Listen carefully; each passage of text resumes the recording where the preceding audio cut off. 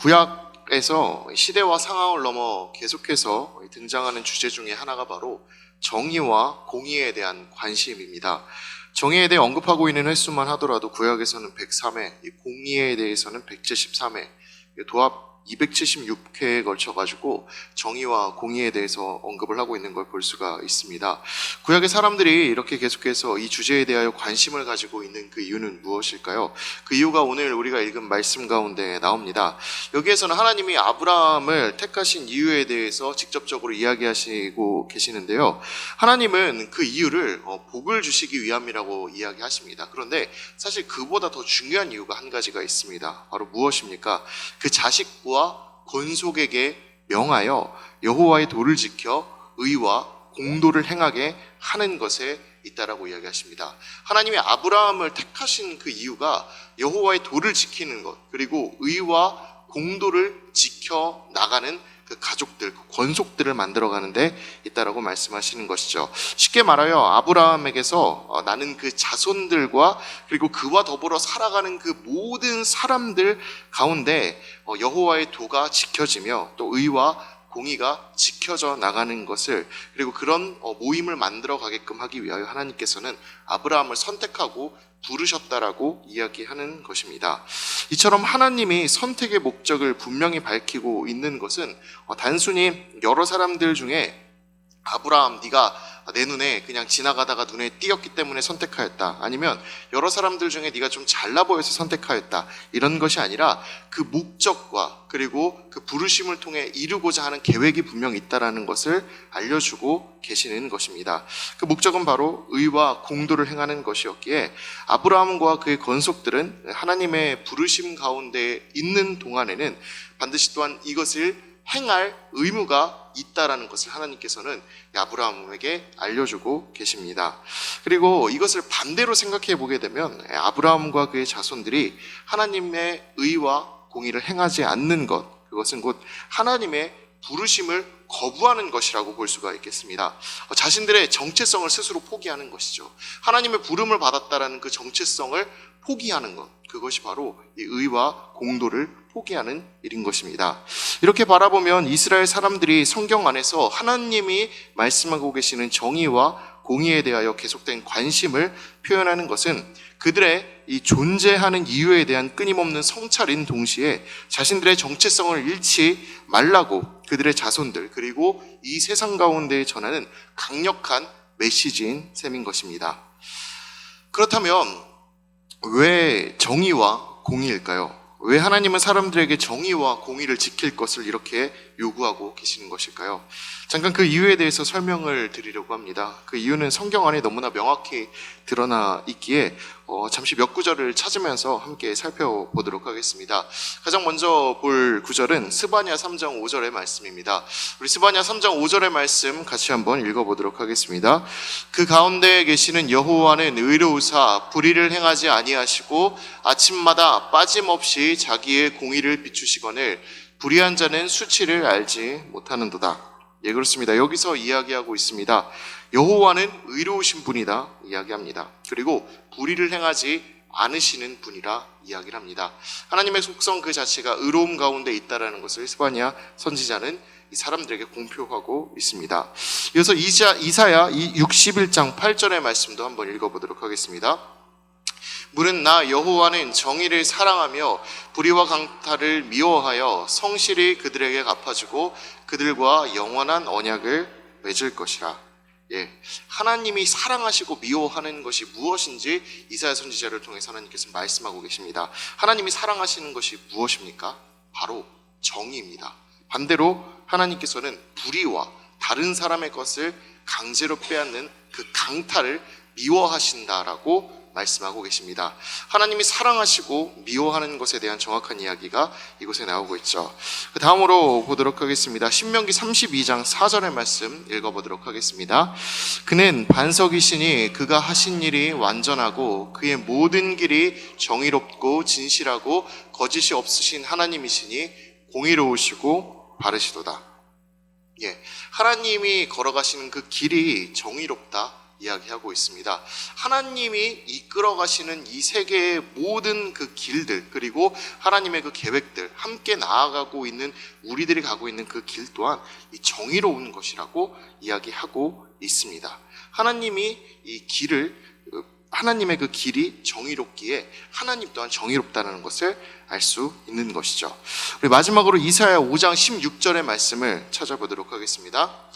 오직 만군의 여호와는 정의로우심으로 높임을 받으시며 거룩하신 하나님은 공의로우심으로 거룩하다 일컬음을 받으시니리. 하나님 정의롭다, 다시 한번 이야기하고 있습니다. 이 거룩하신 하나님이 공의롭다 이야기하고 있습니다. 거룩하신 하나님이 공의롭다, 이것을 여러분 잘 기억하시길 바랍니다. 이걸 기억하시면서 여기까지만 찾아본다고 하더라도 명확하게 아실 수 있을 것 같습니다. 성경의 수많은 그 구절들이 하나님은 정의를 사랑하는 분이시다라고 이야기하고 있습니다. 또한 정의의 하나님이다라고 이야기를 하고 있습니다. 즉 정의와 공의라는 것은 하나님께 속해 있는 속성이며 하나님이 사랑하고 좋아하시는 것입니다. 반대로 불의는 하나님이 싫어하는 것이며 하나님과 떨어져 있는 속성이다라는 것을 알 수가 있습니다. 그렇다면 왜 우리도 이것을 따라서 행해야 하는 것일까요? 레위기 19장 2절의 말씀과 연결시켜 생각해 보면 됩니다. 레위기 19장 2절에서 하나님은 이스라엘 백성들에게 이렇게 말씀하고 계십니다. 우리 함께 읽어보도록 하겠습니다. 너는 이스라엘 자손의 온 회중에게 말하여 이르라. 너희는 거룩하라. 이는 나 여호와 너희 하나님이 거룩함이니라. 하나님이 거룩한 분이시기에 그의 백성으로 살아가려면 그 거룩함을 따르는 사람이 되라고 하나님께서는 이스라엘 백성 가운데 명령하고 계십니다. 이 거룩함 속에는 이사야 5장 16절에서 말씀하고 있는 바와 같이 하나님의 공의가 담겨져 있습니다. 거룩하신 하나님은 공의롭다라고 이사야서에서는 이야기합니다. 그렇습니다. 하나님의 거룩함을 닮아가는 것, 그리고 하나님의 거룩함을 우리가 본받아 그것을 행하는 것, 그것이 바로 하나님의 거룩을 닮아가는 일이며 그리고 하나님의 성품을 닮아가는 일입니다. 그리고 우리가 반드시 해야 할, 지켜야 할 하나님의 명령이라고 볼 수가 있는 것입니다. 이제 이 둘을 하나로 합쳐서 생각을 해본다면 하나님은 우리에게 정의롭게 또한 공의롭게 살아갈 것을 요구하시고 있다는 사실이 나타납니다. 미가 6장 8절에 이 말씀이 아주 명확하게 드러나고 있는데 우리 미가 6장 8절의 말씀도 같이 한번 읽어보도록 하겠습니다. 사람아, 주께서 선한 것이 무엇임을 내게 보이셨나니 여호와께서 내게 구하시는 것은 오직 정의를 행하며 인자를 사랑하며 겸손하게 내 하나님과 함께 행하는 것이 아니냐. 창세기 18장 아브라함에게 요구하셨던 그 요구의 내용에 이어서 다시 나타나고 있는 하나님의 분명한 요구 사항입니다. 여호와께서 구하시는 것이라고 말씀합니다. 바로 정의가 말이죠. 때문에 공의를 행하는 문제, 정의를 행하는 문제는 개개인의 취향이나 아니면 성향, 이 성격의 차이에 따라 취사 선택할 수 있는 가치가 아니라 하고 싶은 것만 할 수 있는 그런 선택사항이 아니라 하나님의 백성이라면, 그리고 하나님을 따른다면은 분명히 그 하나님을 따르는 그 백성들의 그 삶 가운데서 나타나야 하는 것이며 점점 더 하나님을 닮아가며 그 가운데서 드러나야 하는 것입니다. 하나님이 원하시는 기준이기에 끊임없이 삶 가운데에서 정의가 무엇인지, 공의가 무엇인지 성찰하면서 반드시 행해야 하는 의무인 것이죠. 성경에서 말하고 있는 그 자세한 실천 사항들이 몇 가지가 있습니다. 공평한 저울을 가지고 다른 사람들을 속이지 말 것, 그리고 어느 한편으로 치우치지 않은 고든 판결을 할 것, 그리고 사람을 외모로 판단하지 않고 그 사람의 속마음을 볼 것, 그리고 뇌물을 거부하고 뇌물을 미워할 것, 고아를 신원하고 과부를 위하여 변호하고 무죄한 피를 흘리지 않으며 탈취장한 자를 건져내며 나그네를 사랑하는 것, 이것이 바로 하나님의 공의로운 생각들에 합당한 삶입니다. 우리는 이것을 끊임없이 행하고 있는가 스스로를 살펴보며 그리고 그 일들을 더욱 행하기 위하여 노력해야 합니다. 만약 우리 삶에서 이 의무가 지켜지지 않는다라면 하나님을 거역하는 것과 마찬가지입니다. 그렇게 하나님께서는 선지자들을 통해서 정의와 공의가 굳게 행해진다면 그것을 항상 경고하시고 끊임없이 그들에게 말씀하십니다. 몇 주 전부터 이 새벽 예배 때 읽기 시작했던 그 이사야와 예레미야, 그리고 이어지는 여러 선지서들을 보게 된다면 하나님이 그 끊임없이 공의가 무너지고 있는 그 이스라엘 사람들의 그 모습들을 향하여 경고하시는 것을 볼 수가 있습니다. 심지어 정의와 공의가 굳게 행해지는 것이 그들의 심판의 이유라고까지 말씀을 하십니다. 그리고 정의와 공의를 행하면 심판에, 행하지 않으면 그 심판으로 황폐함에 이를 것이라고까지 하시는 것을 볼 수가 있습니다. 그리고 정의와 공의를 행하게 된다면 그것을 거두실 것이라고 말씀하시는 것도 볼 수가 있죠. 우리 예레미야 22장 3절에서 5절까지의 말씀을 같이 한번 읽어보도록 하겠습니다. 여호와께서 이와 같이 말씀하시되 너희가 정의와 공의를 행하여 탈취당한 자를 압박하는 자의 손에서 건지고 이방인과 고아와 과부를 압제하거나 학대하지 말며 이곳에서 무죄한 피를 흘리지 말라. 너희가 참으로 이 말을 준행하면 다윗의 왕위에 앉을 왕들과 신하들과 백성이 병거와 말을 타고 이 집 문으로 들어오게 되리라. 그러나 너희가 이 말을 듣지 아니하면 내가 나를 두고 맹세하노니 이 집이 황폐하리라. 여호와의 말씀이니라. 예, 그렇습니다. 하나님은 아브라함에게 말씀하셨던 것처럼, 그 약속하셨던 것처럼 정의와 공의가 지켜질 것, 그것을 후손들에게도 끊임없이 요구하고 계십니다. 그리고 하나님의 이 정의와 공의를 행하라는 요구는 지금 여기에 앉아있는 우리에게도 마찬가지로 주어진 것입니다. 오늘 본문에 나온 것처럼 아브라함에게 형통에게만 주어진 특수한 임무가 바로 이 정의와 공의를 행하는 것이 아니라 하나님을 믿는 모든 사람들에게 주어진 사명이 바로 이 정의와 공의를 행하는 것입니다.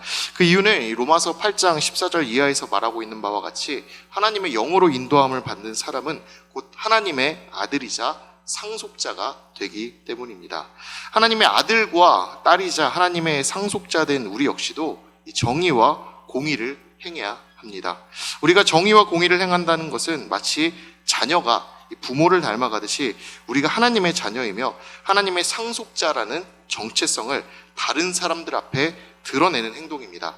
다른 사람들이 그 사람의 얼굴, 하는 행동, 가지고 있는 그 습관을 보면서 누가 누구의 자녀인지를 우리는 알 수 있습니다. 얼굴이 비슷하기에, 하는 행동이 비슷하기에, 습관이 비슷하기에 저 사람은 누구의 자녀이구나, 이런 것들을 알 수가 있습니다. 마찬가지로 다른 사람들이 우리를 하나님의 백성으로, 그리고 하나님의 자녀로 알게 하기 위해서는 우리는 끊임없이 하나님의 정의와 공의를 행해야 한다는 것이죠. 세상의 사람들이 우리를 바라볼 때 저 사람은 우리와 별반 다를 게 없네, 그리고 저 사람은 바라보면서 당신 지금까지 교회 다니고 있었어? 이런 생각을 하게끔 우리의 삶을 만들어가는 것이 아니라 저 사람은 예수님을 믿기 때문에 무엇인가 다르다, 그리고 예수님을 믿는 것을 스스로 드러내지 않아도 저 사람의 삶 자체가 그리스도인이다라는 것을 스스로 증명하고 있다, 이런 것을 보여줄 수 있는 것, 다른 사람들이 어떻게 봐도 우리가 그리스도인인 것을 알 수 있게 만드는 것, 그것이 바로 우리가 하나님의 정의와 공의를 온전히 행하면 자연스레 따라오는 우리에 대한 평가가 될 것입니다. 물론 여러분, 그것이 쉽지 않은 시대임은 분명합니다. 악한 세상입니다. 지지난주부터 계속 이어지는 그 여러 가지 그 칼부림 사건, 그리고 사람들이 인터넷에 올리는 그 여러 가지 그 모방 범죄에 대한 그 예고들, 이런 것들을 보면서 우리가 사는 이 시대가, 그리고 우리가 사는 이 시대만이 아니라 모든 시대를 통틀어 생각해 본다 해도 이 세상 가운데서 정의와 공의를 실천하며 살아가는 것이 우리들에게 굉장히 어렵고, 그리고 또 그것을 선포하기에도 쉽지 않은 세대다라는 것을 우리는 잘 알게 됩니다. 세상이 악하다는 것이 그 이유가 되겠죠. 하지만 여러분, 하나님을 모르거나 믿지 않는 사람들이 많다라고 하더라도 여러분, 정의와 공의를 행하는 것, 여러분, 그것은 우리에게 너무나 중요한 일입니다. 세상이 그것을 받아들이려 하지 않는다 하지라도, 그리고 우리가 그것을 행하여 손해를 본다 할지라도 우리는 끊임없이 정의와 공의를 따라야 하겠습니다. 선지자들이 이 구약에서 정의와 공의를 지키라고 그 사람들에게 끊임없이 선포하고, 그리고 몇백 년에 걸쳐서 이 세상을 향해 선포했던 것을 기억하며, 그리고 그 사람들의 그 노력이 있었기에 지금까지 하나님의 공의와 정의가 전해졌던 것을 기억하며 우리는 하나님의 그 정의와 공의를 지키기 위해 끊임없이 노력해야 하겠습니다. 그리고 그것을 받아들이기 위해 노력해야 하겠습니다. 저는 이 정의와 이 공의의 문제가 지금 우리가 처해 있는 이 다른 그 문제들에 비해서 훨씬 더 받아들이기 어려운 문제라고 생각을 합니다. 그리고 이 정의와 공의를 지켜나가는 것이 쉽지 않은 문제라고 생각을 합니다. 그러나 여러분, 우리는 행할 수 있어야 하겠습니다. 우리는 선포할 수 있어야 하겠습니다. 이 요나서에 나오는 그 니느웨처럼 자신들의 그 악독을 지적당하자 베옷을 입고 금식하며 제위에 엎드려 회개했던 것을 기억하며, 또는 요시야가 성전에서 발견된 그 말씀을 듣고 자신의 모습을 바라보며 하나님 앞에 옷을 찢으며 마음 아파했던 그 사실을 우리 기억하며, 사람들이 하나님의 정의와 공의를 바라보게 될 때 누군가는 다시 돌아오게 될 것이고 그것을 바라보며 하나님을 찾게 될 것임을 기억하며 우리는 하나님의 정의와 공의를 선포하는 사람들이 될 수 있어야 하겠습니다. 여러분, 그런데 이렇게 정의와 이 공의를 행하는 문제가 사실 여러분 우리에게 있어서는 다른 문제들에 비해서 저는 더 어려운 문제라고 생각을 합니다. 그럴 수밖에 없는 이유가 정의와 공의를 행하는 문제가 선택의 영역에서 판단해야 하는 문제가 아니라 상황 속에서 판단하고 또 대응해야 하는 문제이기 때문입니다. 예를 들어서 이 신앙과 같은 경우에 여호수아가 24장에서 이스라엘에게 이렇게 이야기하는 장면이 나옵니다. 너희가 섬길 자를 오늘 택하라. 여러분, 이런 것들은 선택의 문제라고 볼 수가 있겠죠. 그리고 로마의 박해 속에서 복음을 지키며 맞이하는 순교와 그 반대인 이 배교의 문제도 이와 동일한 선택의 문제라고 볼 수가 있습니다. 여러분, 그런데 정의와 공의를 따라 살아가는 문제는 이와는 조금 다릅니다. 내가 처한 상황 속에서 무엇이 옳은가에 대한 끊임없는 판단과 동시에 그것을 행동으로 옮길 수 있는 실천이 우리에게 필요하기 때문입니다. 우리에게 이 두 가지 문제가 여러분 주어지게 된다면 어느 쪽을 더 쉽게 선택할 수 있으실 것 같습니까?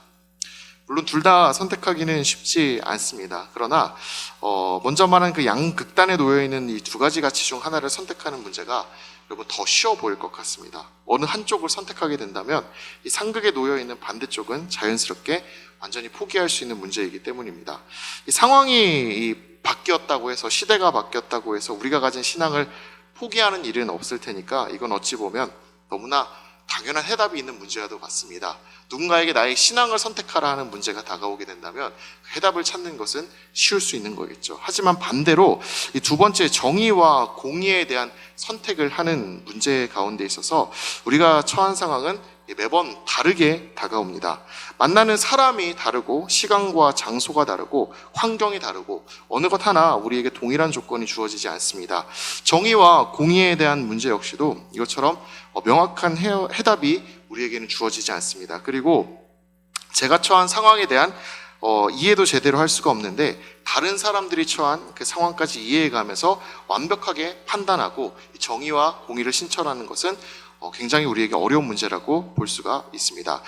지켜야 한다고 해놓고 왜 갑자기 이렇게 안 된다고 이렇게 이야기를 할까 이렇게 생각을 하실 수도 있는 것 같은데, 제가 이렇게 안 된다, 어렵다라고 갑자기 말씀을 드리는 이유는 여러분 우리의 기준으로 이것을 지켜나가는 것이 힘들다라는 것을, 그리고 그것이 불가능하다라는 것을 말씀드리기 위함입니다. 내 기준으로 정의와 공의를 지키려고 하면 그것은 지켜낼 수 없습니다.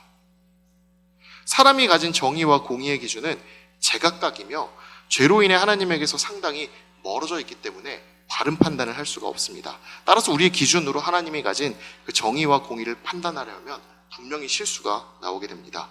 오늘 말씀 19절에서 말하고 있는 정의와 공의의 기준은 어디에 있을까요? 우리 19절 중반절의 말씀을 한번 읽어보도록 하겠습니다. 앞을 보면서 같이 읽어보겠습니다. 여호와의 도를 지켜 의와 공도를 행하게 하려고. 예, 그렇습니다. 하나님에게 있습니다. 사람에게 있는 것이 아닙니다. 하지만 사람들은 정의와 공의의 기준을 자신에게 두고 그것을 행합니다. 이 기준이 어디에 있느냐에 따라 정의와 공의에 대한 판단은 분명히 달라지게 됩니다. 정의와 공의에 대한 예시로 하나님은 약자를 도우라 하십니다. 이것에 대한 기준만 하더라도 얼마든지 변할 수 있습니다. 하나님께서 원하시는 약자를 향한 도움은 적극적인 것입니다. 어려움을 겪는 이들을 찾아 그들을 도우라 하십니다.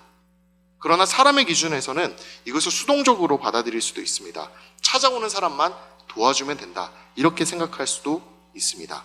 돕는다라는 그 사실은 변하지 않지만 기준이 달라지게 되면 정의와 공의의 범위가 처음과 얼마든지 달라질 수 있다는 것입니다. 이스라엘 사람들이 행하던 정의와 공의가 변했습니다. 그 사람들이 지키고 있던 공의가 하나님의 정의와 공의와 달랐던 것이 바로 이런 과정에 있습니다. 하나님이 원하시는 것은 사람의 기준으로 해석하고 행하기 때문에 이 사람들이 지키고 있었던 정의와 공의는 하나님의 것과 동떨어진 것, 다른 것이 되었습니다. 말라기 2장 17절을 보면은 그들의 굽어진 정의에 대한 가치관이 나오는 것을 볼 수가 있는데, 우리 말라기 2장 17절을 세번역 성경으로 함께 읽어보도록 하겠습니다. 같이 읽겠습니다. 너희는 말로 나 주를 괴롭혔다. 그런데도 너희는 우리가 어떻게 주님을 괴롭게 해드렸습니까? 하고 묻는다. 너희는 주님께서는 악한 일을 하는 사람도 모두 좋게 보신다. 주님께서 오히려 그런 사람들을 더 사랑하신다 하고 말하고, 또 공의롭게 재판하신 하나님이 어디에 계시는가 하고 말한다. 이 사람들이 하고 있는 말들이 이해가 가십니까? 이 사람들은 악한 일을 하는 사람들도 하나님께서는 좋게 보신다라고 이야기를 합니다. 그리고 주님께서 오히려 그런 사람들을 더 사랑하신다라고 이야기했다라고 합니다. 사람이 정한 이 정의와 공의의 기준은 하나님의 것에 합당하지 않습니다.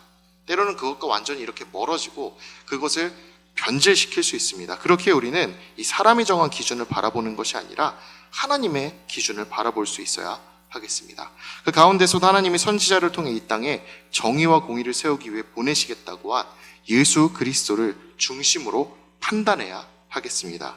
예수님이 이 땅에서 살면서 보여주신 것들, 그리고 가르쳐 주신 것들, 또 요구하시고 원하시는 것들을 끊임없이 배우고 알아가며 예수님이 정말로 원하시는 정의와 공의가 무엇인지에 대해서 계속 고민하고 또 생각하고 답해야 합니다. 그리고 행동으로 옮겨서 하나님의 부르심에 대해 끊임없이 나아가는 것, 그것이 우리가 하나님의 자녀로서 정체성을 드러내는 삶이 되는 것입니다. 여러분, 우리가 모두 그렇게 하나님의 정의와 공의를 지켜나갔으면 좋겠습니다. 지금 우리가 속해 있는 이 개신교 역시도 이러한 이 불의를 저지르는 이 집단 가운데 대적하여 하나님이 원하시는 정의와 그리고 공의가 무엇인지를 찾는 과정 가운데에서 탄생했다라는 것을 여러분들 잘 알고 계실 것입니다. 이 가톨릭에서 이 개신교가 나왔다라는 것을 잘 알고 계실 텐데, 이 가톨릭과 그리고 이 개신교를 갈랐던 가장 중요한 그 사건이 무엇인지 여러분 아시죠? 바로 면죄부 사건입니다. 하나님이 이 죄를 사해 주시는 그 권리를 이 사람들은 돈을 주고 팝니다. 그것을 보며 종교개혁자들이 저것은 정의롭지 못하다, 하나님의 공의에 맞는 행동이 아니다 라고 생각하며 그것을 바로잡기 위해 이 개신교가 태어났습니다. 저는 이 종교개혁가들이 종교개혁을 하면서 내세웠던 그들의 이 5가지 표어, 이 표어 가운데 우리가 바로잡을 수 있는 가치관이 담겨 있다고 생각을 합니다. 그들이 5가지 표어로 내세웠던 것은 다음과 같습니다. 오직 성경, 오직 그리스도, 오직 은혜, 오직 믿음, 오직 하나님께 영광입니다. 다시 한번 읽어드리겠습니다. 오직 성경, 오직 그리스도, 오직 은혜, 오직 믿음, 오직 하나님께 영광입니다. 여러분, 이 5가지가 우리의 정의와 공의를 행해 나가는데 저는 아주 좋은 기준이 된다라고 생각을 합니다. 여기 5가지 표어에서 말씀하고 있는 것과 같이 성경 안에서 우리는 모든 행동을 판단할 수 있어야 하겠습니다. 그리고 그리스도 안에서 우리의 삶을 이끌어 나갈 수 있어야 하겠습니다. 그리고 받은 은혜 가운데에서 살아가야 하며 그 은혜를 바라며 앞으로 걸어 나갈 수 있어야 하겠습니다. 그리고 믿음을 따라 살아갈 수 있어야 하겠습니다. 그리고 마지막으로 모든 것이 하나님의 영광이 될 수 있도록 항상 생각하며 하나님께 영광이 되는 삶을 살기 위하여 노력해야 하겠습니다. 우리가 어떻게 생각하고 판단할지 방향을 정해 나가는 데 있어서 이 5가지가 중요한 이 가치의 판단 기준이 됐으면 좋겠습니다. 인간적인 기준이 아니라 오직 하나님의 관점에서 바라보기 위해서 노력하는 것이, 그리고 소극적인 태도에서 벗어나 하나님이 원하시는 것처럼 좀 더 강력하게 행동으로 정의와 공의를 실천해 나가는 우리가 될 수 있기를 진심으로 바랍니다. 우리가 내린 결정에 대해서 비록 세상에 다른 관점을 가지고 있다 하더라도 하나님이 원하시고 요구하시는 정의라면 이 세상의 시선과 평가와는 관계없이 그것을 강하게 말할 수 있는 우리가 되기를 바랍니다.